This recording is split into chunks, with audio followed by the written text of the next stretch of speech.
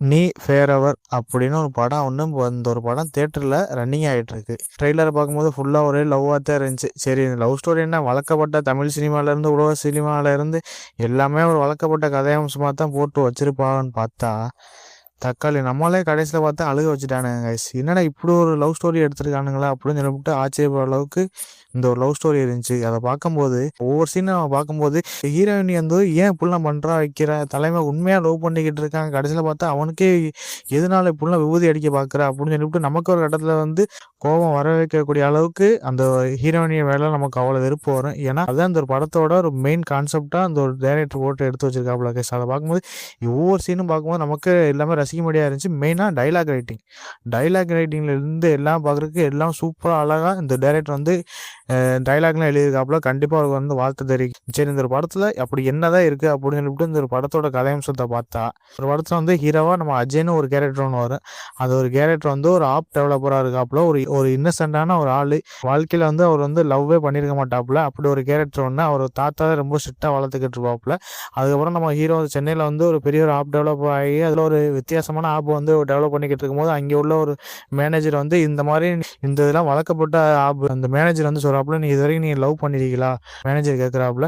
இல்லை சார், நான் இது வரைக்கும் இப்போ லவ்வே பண்ணது கிடையாது. நீங்கள் லவ் பண்ணிவிட்டு நீங்கள் கிடைக்க ஃபீலை வந்து இந்த ஆப்பில் வந்து நீங்கள் எஃபெக்டை போடுங்க அப்படின்னு சொல்லிவிட்டு அங்கே உள்ள மேனேஜர் ஒரு கட்டத்தை சொல்கிறாப்புல. சொல்லிக்கிட்டு இருக்கும்போது நம்ம ஹீரோ, ஆமாம் நம்ம இது ஒரு புது வித்தியாசமான இருக்குது. ஏன்னா ஒரு லவ் ஆப்பை வந்து நம்ம வந்து உருவாக்கியிருக்கோம். ஆனால் நமக்கு அந்த லவ் ஃபீலிங்கே இல்லை.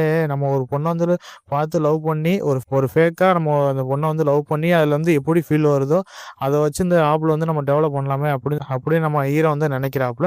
அதுக்கப்புறம் ஒரு பொண்ணை ஒன்று தேடிக்கிட்டு இருக்காப்புல. அதுக்கப்புறம் அவர் ஒவ்வொரு பொண்ணாக தேடிக்கிட்டு இருக்கும்போது அப்படியே ஆப்போசிட்டாக இந்த ஒரு படத்தில் ஐஸ்வர்யான்னு ஒரு கேரக்டர் ஒன்று வருது. அந்த ஒரு கேரக்டர் தான் அந்த ஒரு படத்தில் ஒரு மெயின் ஹீரோயினியாக இருக்காங்க. அவ்வு எப்படின்னா ஒரு ஃபிலிம் மேக்கராக இருக்காப்புல. எப்படி அவ்வு ஒவ்வொரு ஆள்கிட்ட ஒவ்வொரு ப்ரொடியூசர்ட்டாக போய் கதை சொல்லிக்கிட்டு இருக்கும்போது ஒவ்வொரு இடம் பார்க்கும்போது எப்படி எல்லாமே ஒரு வளர்க்கப்பட்ட கதை மாதிரி தான் இருக்குது. அந்த ப்ரொடியூசர் சொல்கிறாப்புல, இது வரைக்கும் எல்லாமே வளர்க்கப்பட்ட கதை அம்சமாக தான் சொல்கிறாங்க. நீ ஒரு நல்ல ஒரு லவ் ஸ்டோரியாக உண்டாமா, ஏன்னா இந்த ஒரு காலகட்டத்தில் இப்போ உள்ள பசங்களுக்கு நல்லா பிடிக்கிற மாதிரி ஒரு கதை அம்சமாக நீ கொண்டு வாங்க.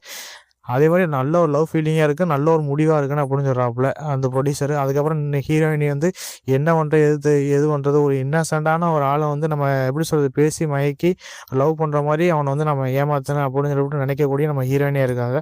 அதுக்கப்புறம் நம்ம ஹீரோயினி 2 பேரும் ஒரு ஆப்பில் வந்து பழக்கம் பண்ணி அவள் வந்து ஒரு கட்டத்தில் வந்து டேட்டிங் போகிறாங்க. டேட்டிங் போய் அவளுக்கு நல்லா பிடிச்சி போயிடுது.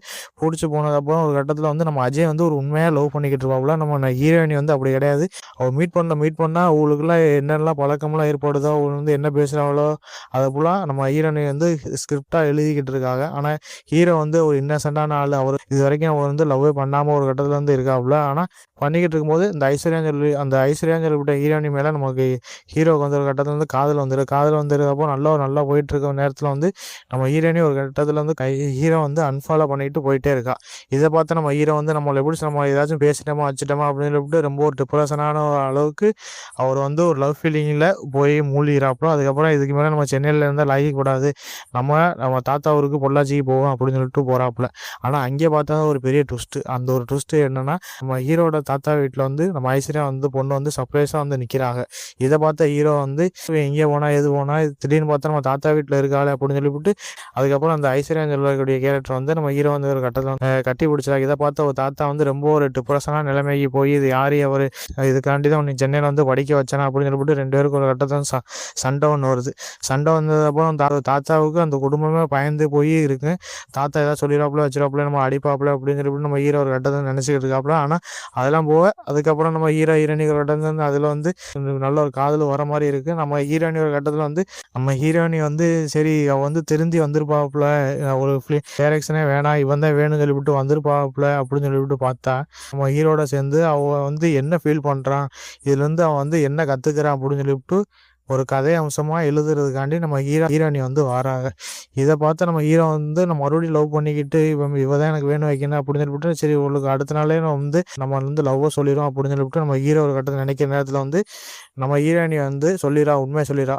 இந்த மாதிரி நான் உன்னை வந்து ஒரு லவ் ஃபீலிங்கை பற்றி எழுதுறதுக்காண்டி தான் உன்ட்ட வந்து நான் பழகனே வச்சேன், அதனால நீ மன்னிச்சு வச்சிருன்னு சொல்லிவிட்டு போயிட்டே இருக்கா நம்ம ஹீரோவுக்கு விபூதி அடிச்சுட்டு.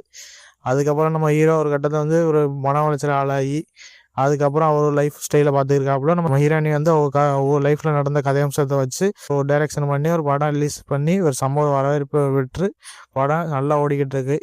அதுக்கப்புறம் என்ன நடக்கும் அதுக்கப்புறம் நம்ம ஹீரோயினி 2 பேரும் ஒன்று சேர்ந்தாளா இல்லையா, அப்படி தாங்க இந்த ஒரு படத்தோட கதையம்சமாக இருக்குது. அதை பார்க்கும்போது எல்லாமே பார்க்குறதுக்கு நம்மளை வளர்க்கப்பட்ட கதை மாதிரி தான் இல்லாமல், ஆனால் அது சூப்பராக அழகாக நீட்டாக கொண்டு போயிருக்கா. அதெல்லாம் பார்க்கும்போது எல்லாமே ரசிக்கும்படியாக இருந்துச்சு. மித்தபடி இந்த ஒரு படத்தை நம்ம அஜய்னு சொல்லக்கூடிய அந்த ஒரு கேரக்டரில் வந்து நம்ம நம்ம சுதர்சன் கோவிந்த் அவர் தான் இந்த ஒரு படத்தோட ஒரு மெயின் ஹீரோவாக இருக்காப்புல. தக்காளி ஸ்டார்டிங்லேருந்து எண்டு வரை ஒரு இன்னசென்டான ஆள் எப்படி இருக்குன்னு, ஒரு எப்படி சொல்லி வெகுளியான ஒரு ஆளாக இருக்கிற மாதிரி காமிச்சிருப்போம். அதெல்லாம் பார்க்கும்போது அவர் ஆக்டிங்லேருந்து எல்லாமே பார்க்குறதுக்கு சூப்பராக நடிச்சு கொடுத்துருக்காப்ப. கண்டிப்பாக அதில் வந்து வாழ்த்து தெரிவிக்கணும். மித்தபடி இந்த ஒரு படத்தில் வந்து நம்ம ஐஸ்வர்யான்னு சொல்லக்கூடிய அந்த ஃபேக் கேரக்டர், அந்த ஒரு ஃபேக் கேரக்டர் ஹீரோயினி நம்ம அர்ச்சனா ரவி, அவள் தான் இந்த ஒரு படத்தோட ஒரு மெயின் ஹீரோயினி இருக்கா. ஒவ்வொரு 2 பேரும் நம்ம ஹீரோயினி ஒரு 2 பேரும் பாண்டி பார்க்கும்போது எல்லாமே பார்க்குறதுக்கு ரசிக்கும்படியாகவும் இருந்துச்சு. அதுக்கப்புறம் நம்ம அந்த ஒரு படத்தில் அந்த அர்ச்சனா அவள் ஆக்டிங் தாங்க சில வேலை ஒரு லவ்வுக்காண்டி இப்படி துணிஞ்சு பண்ணுவேமா அப்படின்னு சொல்லிவிட்டு நமக்கே தோணுச்சு. ஏன்னா ஃபஸ்ட் ஹாப் தான் உனக்கு வந்து இப்படி ஒரு துரோகம் பண்ணிட்டான். ஆனால் செகண்ட் ஹாப்பில் விட்டு வந்து ஒன்று சேர்ந்து சரி நல்லா சந்தோஷமாக கல்யாணம் பண்ணிட்டு போகாமல் பார்த்தா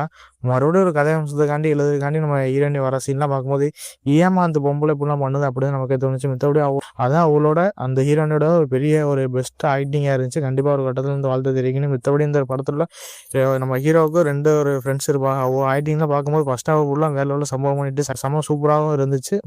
ஆனால் இந்த படத்தோட நம்ம அஸ்வின் ஹேமாநாத் அவர் இந்த படத்தோட இசையமைப்பாளர் இருக்காப்புல. ஒவ்வொரு சீனும் பார்க்கும்போது எல்லாம் ஃபீல் குட்டாகவும் செம்ம ஒரு எங்கேஜிங்காகவும் நம்ம அஸ்வின் ஹேமாநாத் அவர் இந்த படத்தோட இப்போ ஒரு கட்டத்தில் வந்து வாழ்த்து தெரிவிக்கணும். மித்தபடி இந்த படத்தோட நம்ம அசோக் குமார் கலைவாணி அவர் இந்த படத்தோட ஒரு டைரக்டர் இருக்காப்புல. கண்டிப்பாக ஒரு கட்டத்தில் நம்ம வாழ்த்து தெரிவிக்கணும். ஏன்னா ஒரு சின்ன ஒரு கதையை வம்சமாக போட்டு அதை கொண்டு போன விதமெல்லாம் பார்க்குறதுக்கு எல்லாமே அவர் எப்படி அவர் டைரக்ஷன்லேருந்து எல்லாம் பார்க்குறதுக்கு எல்லாமே ரசிக்க முடியாது இருந்துச்சு. மெயினாக டைலாக் ரைட்டிங்லாம் ஒவ்வொரு சீன் பார்க்கும்போது கண்டிப்பாக எல்லாமே அந்த ஒவ்வொரு டைலாக்லாம் பார்க்கும்போது நமக்கு ஒரு கட்டத்தில் வந்து புது வித்தியாசமான டைலாக்காக தான் இருந்துச்சு. கண்டிப்பாக ஒரு கட்டத்தில் வாழ்த்து தெரிவிக்கணும். மித்தபடி டெக்னிக்கலாக படம் கண்டிப்பாக ஒரு ஒர்த்தபுளான ஒரு மூவி. கண்டிப்பாக அந்த ஒரு படத்தை மிஸ் பண்ணாதீங்க. தியேட்டரில் ஒரு மஸ்ட் வாட்சான ஃபிலிம்.